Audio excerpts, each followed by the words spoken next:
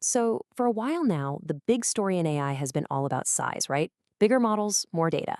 But something else has been happening. Something a lot smarter. It's not about size anymore.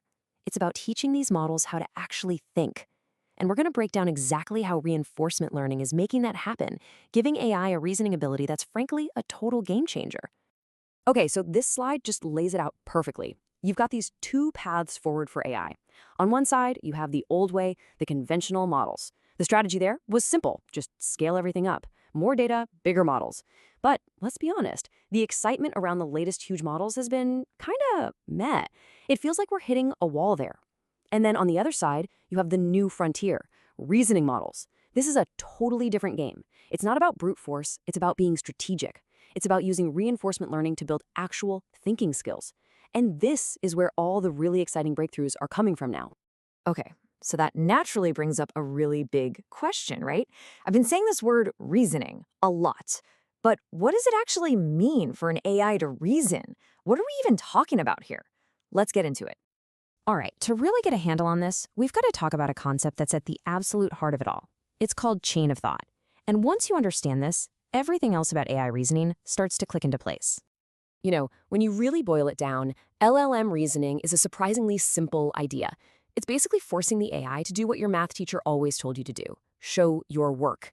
Instead of just spitting out an answer and expecting us to trust it, the model has to lay out its chain of thought. It has to generate a clear, step-by-step path of logic that shows exactly how it got to the conclusion. And that transparency, well, that's what makes this whole thing so incredibly powerful. Okay, let's make this super concrete with a real example. Check out this simple algebra problem. A non-reasoning model might just guess and say the answer is $1, but a reasoning model, no way. It breaks the whole thing down. You can see it here. Step 1 is the question. Then, look at step 2, it defines its variables x and y. Step 3, it sets up the equations. Step 4, it even explains its plan to solve them. Then, step 5 is the actual calculation, and only then at step 6 does it give you the final answer. See? Each step is a link in that chain, and it makes the whole process totally transparent and easy to check. So, having a model that shows its work is awesome, right? But that's the what. The next big question is how. How do you actually train an AI to think in this structured way? Well, it all starts with what we call the classic recipe: reinforcement learning with human feedback. You've probably heard of it as RLHF. All right, the process kicks off with what's called supervised fine-tuning, or SFT for short. Think of this as giving the AI a really solid foundational education. You basically gather a whole bunch of questions, or prompts, and then you have human experts write out perfect, high-quality answers. And crucially, these answers include really good examples of that step-by-step reasoning. You take all this amazing data and use it to fine-tune the base model. The whole point is to just give it a really strong starting point, to show it what good looks like. Okay, so after we've given the model a good starting point, we need to build a judge. And this is really clever. We take our model and have it generate a bunch of different answers for the same prompt. Then we bring the humans back in. But this time, their job is simpler. They just rank the answers from best to worst. This one's great, this one's okay, this one's pretty bad. And all of that ranking data is used to train a separate AI called a reward model. Its only job is to learn what we humans prefer. It becomes our automated judge. And this is where the magic really happens. Step 3 is all about putting that judge to work. So our main model generates a new response. Immediately, our reward model, the judge, looks at it and gives it a score. And here's the crucial part. That score gets fed back as a reward signal. It's basically telling the main model, hey, that was good, do more of that, or nope, that was bad, try something different. It's this continuous feedback loop. The automated judge is constantly guiding the AI, pushing it to produce better and better reasoning over time. Now, that classic RLHF recipe, it absolutely works. But it has one massive bottleneck. And that bottleneck is us, humans. Relying on people to rank everything is slow, it's subjective, and it is expensive. So naturally, the field evolved. And that brings us to the new recipe, RLVR. It's a much more efficient path to getting these models to reason. And this slide just puts the difference in stark contrast. Look, on the left, you've got human feedback, RLHF. It's subjective. What one person thinks is great, another might not. It's slow to collect, and it costs a lot of money. But now look at the right side, RLVR. which stands for reinforcement learning with verifiable rewards. This is a complete game changer. The feedback is objective, it's instantaneous, and it's super cheap. Why?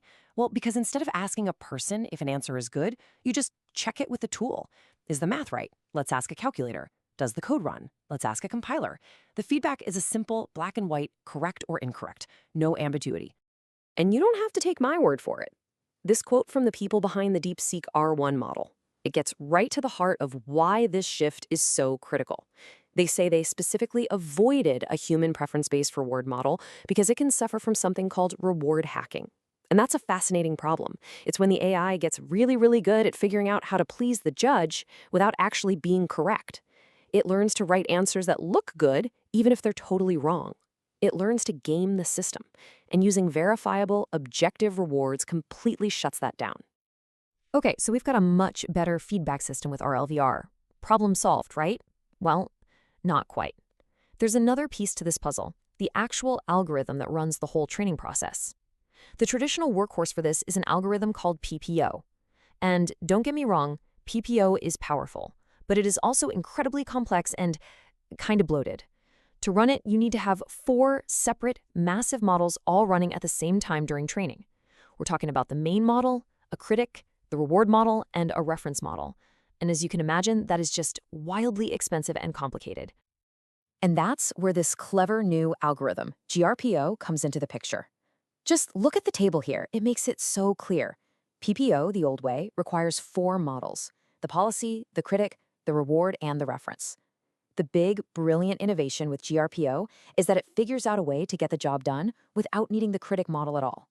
Now, I know what you're thinking. Going from 4 models to 3, what's the big deal? But trust me, in the world of high-stakes AI training, getting rid of an entire large model is a massive leap in efficiency. It saves a ton of memory and compute. So let's take a step back.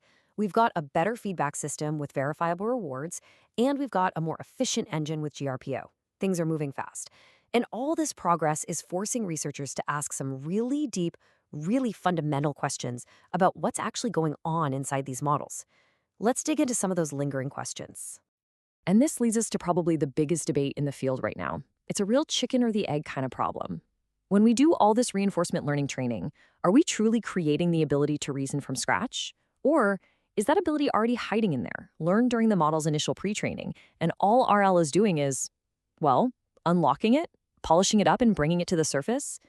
The answer, it turns out, is a lot more complicated than you might think. The latest research papers are giving us some absolutely fascinating clues. First off, there's this weird quirk called the length bias problem. It turns out that some of these RL algorithms can accidentally teach the model that longer answers are better, even if they're totally wrong, just because they seem more detailed. Then there's more evidence for that idea we just talked about, that reasoning isn't being created, but induced. It's like the ability's already there, and RL is just coaxing it out. But here's where it gets really cool: generalization. Researchers found that training a model on, say, logic puzzles can actually make it better at math. That's huge. It means it's learning a general skill, not just memorizing tasks. And maybe the wildest finding of all? Self-correction. Without being explicitly taught, these models are starting to develop the ability to check their own work, find their own mistakes, and fix them. That is a seriously advanced skill.